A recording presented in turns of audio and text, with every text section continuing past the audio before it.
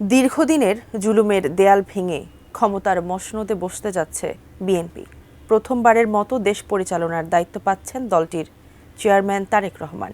কিন্তু এই মুহূর্তে সবচেয়ে বড় প্রশ্ন হলো, বিএনপির নেতৃত্বে কেমন হতে যাচ্ছে বাংলাদেশ, আর কি কি চ্যালেঞ্জের মুখে রয়েছেন তারেক রহমান।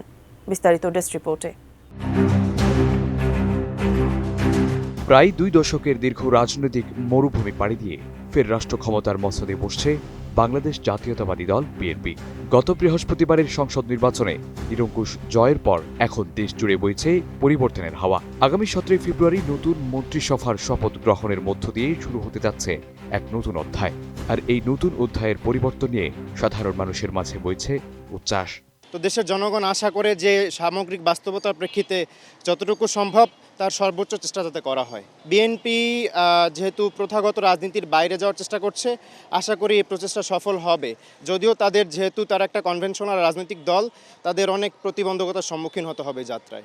না, অবশ্যই জরুরি। দেশে আমরা মাঝে দেখেছি অস্থিতিশীল অবস্থা, আমরা প্রতিদিনের একটা ভোগান্তি, অমুক আন্দোলন তমুক আন্দোলন চলেইছে।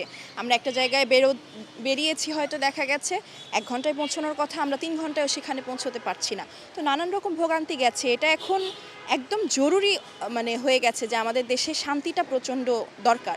এই নির্বাচনের পরে সবাই একটি স্বস্তির নিঃশ্বাস ফেলেছে এবং তারেক রহমান যে প্রতিশ্রুতি দিয়েছেন, আমি মনে করি সেই প্রতিশ্রুতি সে বাস্তবায়ন করবে। কোয়ালিটি সম্পন্ন আন্তর্জাতিক মানের still bar CSRM, committed for better still.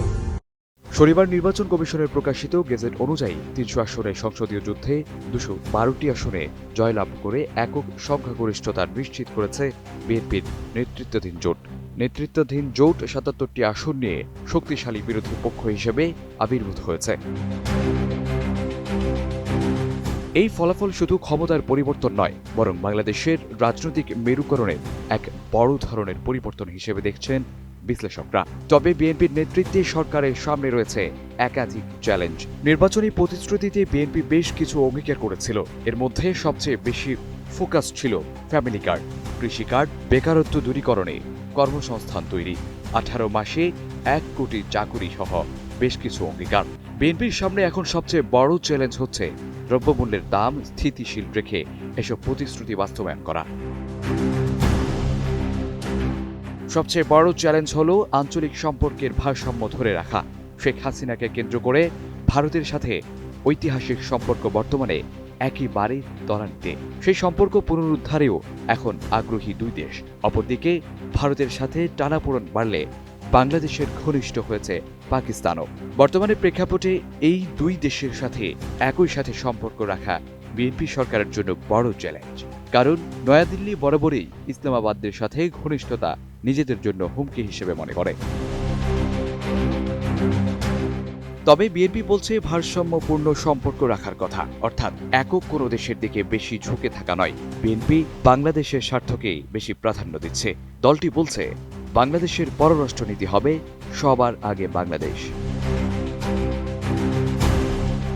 বিশ্লেষকরা বলছেন, দেশি বিদেশি এসব চ্যালেঞ্জ মোকাবিলা করতে পারলে এক নতুন বাংলাদেশ উপহার দিতে পারবে বিএনপি। এখন দেখার বিষয়, বিএনপির নেতৃত্বে কেমন হয় বাংলাদেশ, আর এসব চ্যালেঞ্জই বা কিভাবে মোকাবিলা করবেন তারেক রহমান।